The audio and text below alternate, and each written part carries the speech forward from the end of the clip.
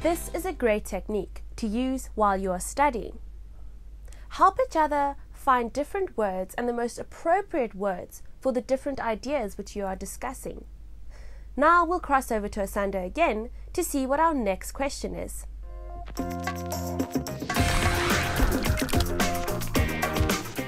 So Fallon, what's happening? Nothing much. You good? Yes. Now Fallon, tell me, what do you want to be after school? A scientist. A scientist? Yes. Whoa, you've got a lot of years of studying, eh? Yes. You ready for that? Yes. Super. But you've got an English question for us. Yes. What is jargon?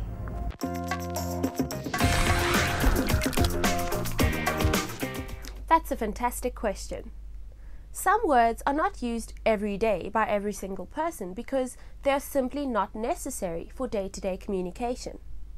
Think about words you use for certain subjects, such as maths, Pythagoras theorem, or in natural sciences, deoxyribonucleic acid or myocardial infarction.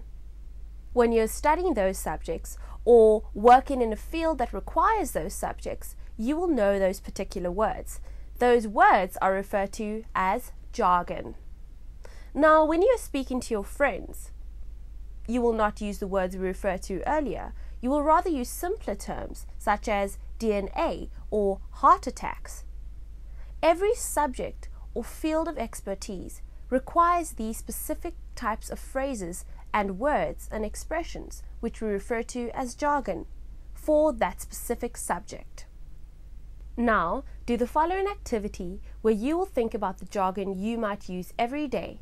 Pause the DVD and attempt this activity in your workbooks.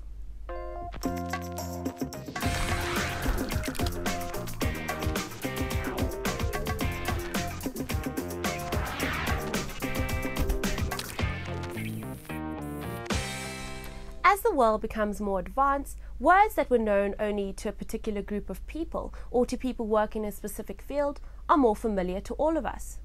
Think about it for a minute. Think about all the words you know regarding computers and technology or cell phones that only people in these fields knew that are familiar to all of us.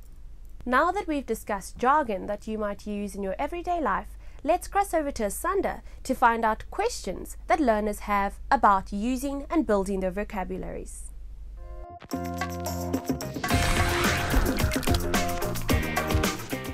Khotata, what have you been up to, son?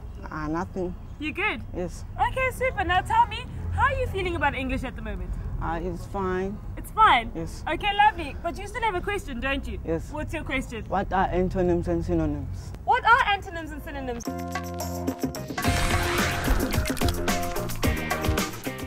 You can build your vocabulary by finding out words that mean the same, called synonyms, and finding words that mean the opposite to each other, called antonyms.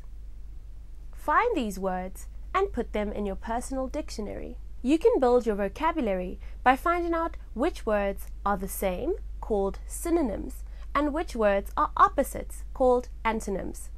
Find these words and then add them to your personal dictionary. Then, in order to indicate that there is a link between these words, you can either use a highlighter pen in the same colors or use arrow diagrams. When you're writing or speaking, always try to use different words to explain the same idea.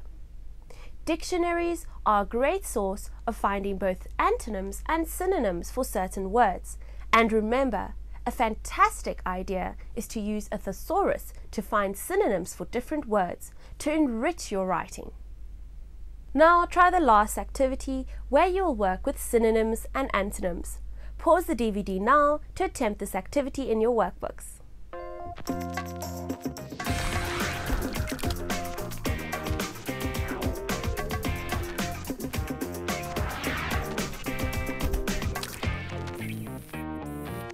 Remember, it is so important to build your vocabulary because a larger vocabulary enables you to write and speak more clearly and to add more flavor to your writing and speaking.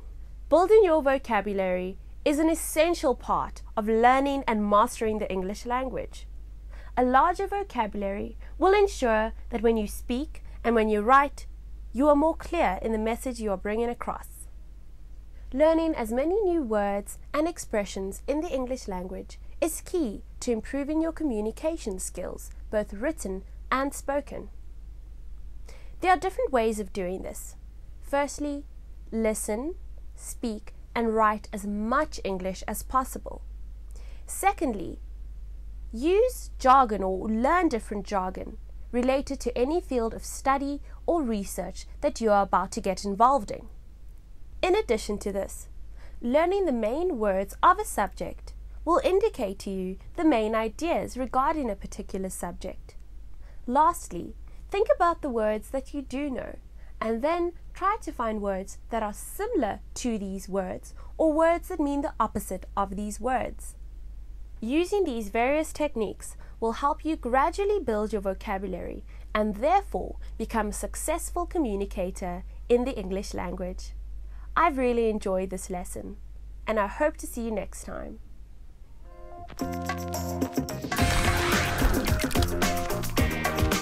Asante, thanks for being here. I learned a lot. Well, thank you for having us. It's time for us to go, but I'll see you guys next time. Bye. Bye.